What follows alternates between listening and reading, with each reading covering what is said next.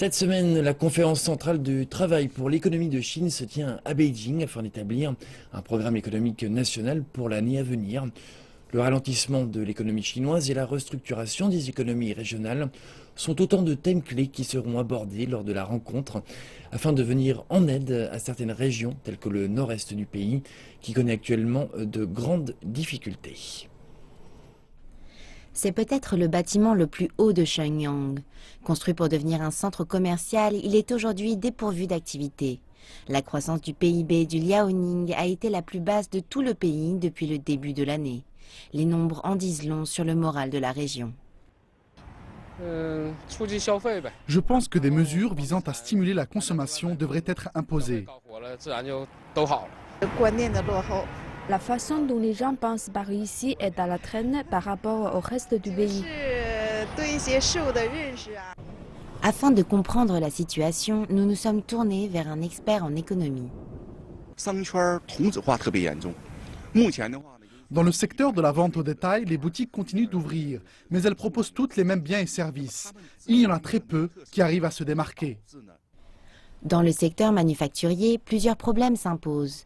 Tandis que l'économie du reste du pays s'est équilibrée au point que le secteur des services contribue plus au PIB que le secteur manufacturier, le nord-est a pris une direction opposée. La plupart des fabricants de la région dépendent de technologies étrangères. C'est le cas du partenariat commercial avec BMW. La priorité a ici été donnée aux profits à court terme plutôt qu'à l'innovation. L'entreprise tente aujourd'hui de s'écarter de cette stratégie qui consiste à modifier et à relancer des variantes d'anciens modèles étrangers qui ne sont plus en production.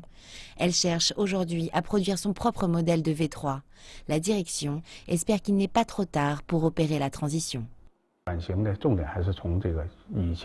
Maintenant que nous nous sommes rendus compte du manque de spécificité des modèles que nous avons auparavant conçus, nous nous concentrons désormais sur la construction d'une marque plutôt que sur la construction d'une voiture. Alors que l'industrie traditionnelle et que le modèle lié à l'investissement décline, de nouveaux modes de croissance doivent émerger. Il faut promouvoir les entreprises privées et créer un environnement où l'accès aux fonds est facilité et sujet à moins de restrictions. Un environnement où l'administration est efficace.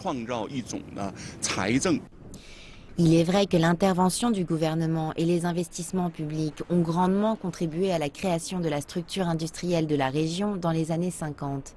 La question est maintenant de savoir à quel point il sera difficile pour la région de se départir du passé et de fondamentalement repenser son futur.